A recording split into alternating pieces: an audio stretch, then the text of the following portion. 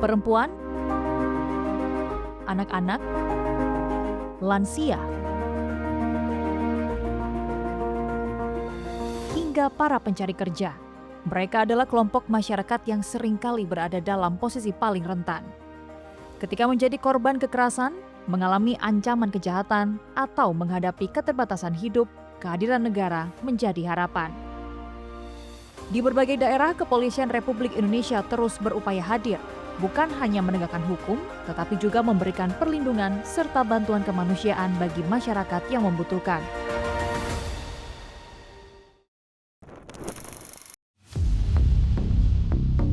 Kasus kekerasan perempuan masih menjadi persoalan serius yang terjadi di berbagai daerah. Di Kabupaten Bandung, Jawa Barat misalnya, aparat kepolisian daerah Jawa Barat berhasil menangkap seorang pria berinisial TH yang diduga melakukan penyekapan dan penganiayaan terhadap seorang perempuan selama bertahun-tahun.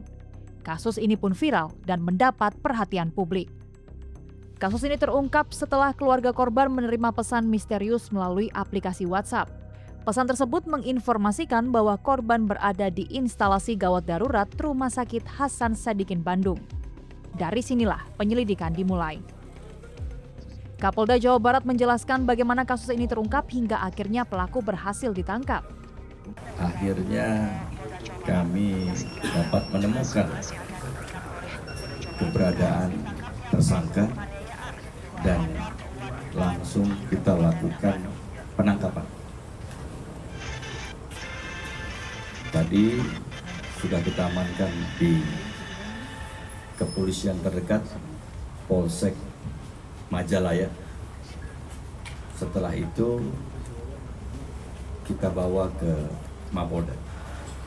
Sebagaimana ketentuan, tadi teman-teman sudah melihat prosesnya, tersangka kita bawa masuk ke dalam kantor PPA. Tahapan yang harus dilakukan sesuai ketentuan, kita melakukan pemeriksaan kesehatan untuk benar-benar memastikan kondisi kesehatan tersangka, termasuk pemeriksaan seluruh badannya. Ini dilakukan karena kita harus mendapatkan informasi atau kondisi yang sebenarnya terhadap tersangka. Kemudian kita juga melakukan tes narkoba. Tes narkoba sudah keluar, tadi hasilnya negatif. Yang tersangka hanya mengakui habis minum intisari.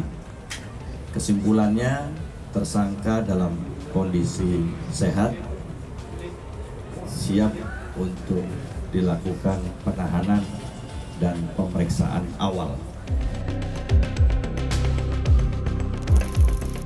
Selama kurang lebih 3 tahun keluarga korban tidak mengetahui keberadaannya. Korban diduga mengalami kekerasan berulang, mulai dari pemukulan menggunakan tangan, benda tumpul, hingga senjata tajam. Akibat tindakan tersebut, korban mengalami luka berat dan menjadi dampak yang harus ditanggung oleh korban. Pengungkapan kasus ini menjadi bukti bahwa perlindungan terhadap perempuan dan korban kekerasan menjadi perhatian serius aparat kepolisian.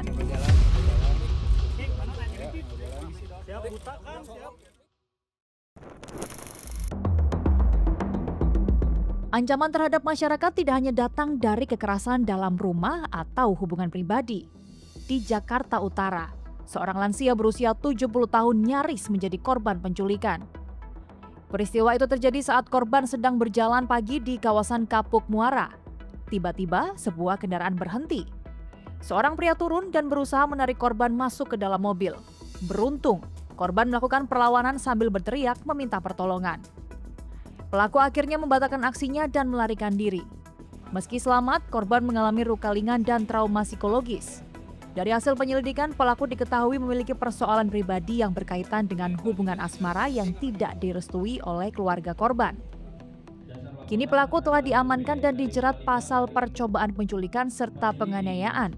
Kasus ini menjadi pengingat bahwa kewaspadaan masyarakat tetap diperlukan.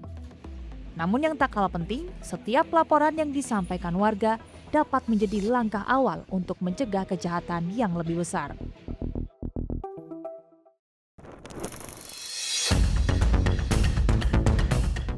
Selain melindungi masyarakat dari tindak kekerasan, Polri juga terus membongkar kejahatan perdagangan orang. Modusnya pun beragam, mulai dari tawaran pekerjaan bergaji tinggi hingga janji bekerja di luar negeri secara mudah. Namun kenyataannya, banyak korban justru menjadi pekerja ilegal, terlantar, bahkan mengalami eksploitasi. Kepala Bagian Penerangan Umum Divisi Humas Polri menjelaskan komitmen Polri dalam menangani tindak pidana perdagangan orang. Tindak pidana perdagangan orang, ya TPPO ini memang masih menjadi ancaman serius bagi warga negara Indonesia, khususnya dalam modus pengiriman tenaga kerja luar negeri yang dilaksanakan secara ilegal dengan dalih pekerjaan bergaji tinggi. Nah, kemudian di mana kita ketahui juga bahwa perkembangan teknologi informasi dan media sosial telah dimanfaatkan oleh jaringan pelaku TPPO tersebut untuk merekrut korban secara lebih masif, cepat, dan sulit dideteksi. Korban kerap dijanjikan pekerjaan mudah dengan gaji yang besar, kemudian seluruh biaya perjalanan itu disampaikan akan ditanggung, serta proses keberangkatan yang tampak legal, namun pada kenyataan korban justru dieksploitasi secara psikis dan ekonomis.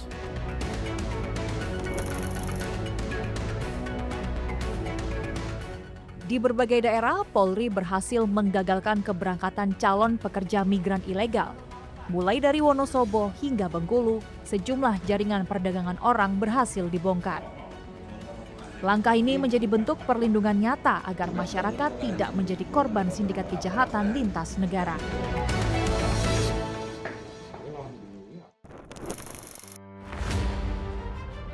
Melindungi perempuan dari kekerasan, mengungkap percobaan penculikan, membongkar jaringan perdagangan orang, hingga membantu lansia penyandang disabilitas. Semua menjadi bagian dari satu tujuan yang sama, menghadirkan rasa aman dan memastikan negara hadir untuk masyarakat. Karena di balik setiap penegakan hukum ada upaya untuk menjaga harapan, dan di balik setiap pelayanan kemanusiaan ada komitmen untuk melindungi mereka yang paling membutuhkan.